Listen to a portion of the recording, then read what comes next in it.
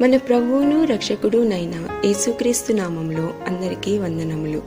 రోజుకు ఒక మిషనరీ జీవిత చరిత్రలో ఈరోజు మనం చూడబోచున్నది ఐజాక్ వాట్స్ యొక్క జీవిత చరిత్ర.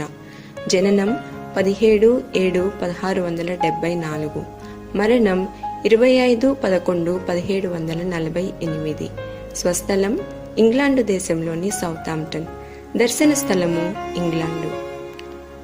ఆరాధనలో భాగమైన వాటిలో దేవునికి స్తోత్ర గీతములు పాడుట అన్నది పరలోకమునకు అతి సమీప సంబంధమును కలిగి ఉన్నది అనునవి ఆంగ్ల కీర్తన పితామహుడు అని తరచుగా పిలువబడే ఐజాక్ వాట్స్ యొక్క మాటలు. అతను ప్రఖ్యాత క్రైస్తవ కవి మరియు ఆంగ్ల క్రైస్తవ సేవకుడు.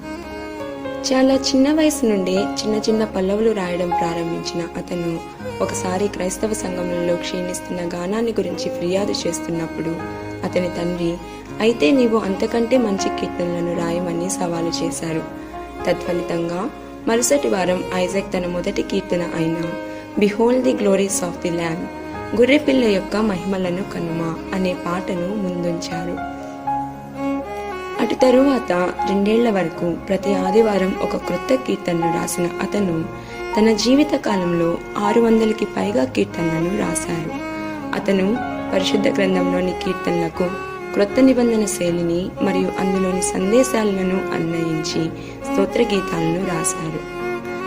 జాయ్ టు ద వరల్డ్, తెలుగులో హాయి లోకమా ప్రభు వచ్చెన్ అంగీకరించు, our god our help in ages past, మన దేవుడు యుగయుగములకు మన సహాయము, when I survey the wondrous cross of god, మహాత్ముడైన నా ప్రభువు విచిత్ర సిల్వ చూడనా లేదా విచిత్రమైన సిల్వను వీక్షించునప్పుడెల్లను, I sing the mighty power of god, దేవుని శక్తిని నేను పాడేదను, bless o my soul the living god, నా ప్రాణమా జీవం గల దేవుని సన్నతించుము.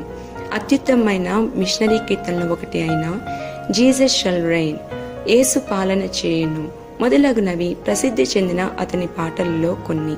అతను రాసిన గీతాలు సంఘముగా కూడి పాడునప్పుడు సంతోషంతో మరియు స్తుతి స్తోత్రములతో నిండుకొని పాడులాగున ప్రజలను ఉత్సాహపరిచాయి. పిల్లలంటే ఎంతో మక్కువ కలిగిన అతను వారి కొరకై పలు రచనలను చేశారు. అతని పుస్తకమైన డివైన్ సాంగ్స్ ఫర్ చిల్డ్రన్, చిన్న పిల్లల ఆత్మీయ గీతాలు అనున్నది ప్రత్యేకంగా పిల్లల కొరకై వ్రాయబడిన మొట్టమొదటి కీర్తన పుస్తకం. అంతేకాకుండా గొప్ప పండితులైన వాట్స్ బైబిల్ సత్యాలతో పాటు చరిత్ర మరియు తత్వశాస్త్రంను కూడా బోధించారు. అతను మనోవిజ్ఞానము, ఉపన్యాసాలు, మత సంబంధిత ప్రశ్నోత్తరాలు, వేదాంత శాస్త్రం, తర్కం మొదలైన పలువిధ రంగాలలో పలు రచనలను చేశారు. తన జీవితంలో చాలా వరకు బలహీనమైన ఆరోగ్యంనే కలిగి ఉన్న వాట్స్ తన జీవితంలోని చివరి 30 సంవత్సరాలు ఏమీ చేయలేనటువంటి స్థితికి వచ్చారు. అయితే ఇవేవి కూడా తన దేవుని కొరకు స్తోత్ర గీతములను రాయకుండా అతన్ని ఆపలేకపోయాయి. గొప్ప కవుల స్థాయికి హెచ్చించబడి కీర్తి సంపాదించుకునవలనని కాదు గాని క్రైస్తవ సంఘములకు సేవకునిగాను సగటు క్రైస్తవునికి సంతోషం అందించు సహాయనుగాను ఉండుటయే నా ఆకాంక్ష అని అతను పలికిన మాటలు అతని యొక్క ఆశయాన్ని విశదపరుస్తాయి.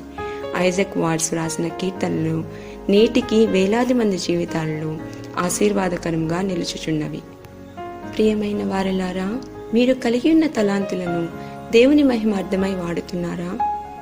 ప్రభువా, నీవు నాకు దయచేసిన తలాంతులను మీ ప్రేమను తెలియజేయుటకై ఉపయోగించులాగున నాకు కృపను అనుగ్రహించుము. ఆమేన్.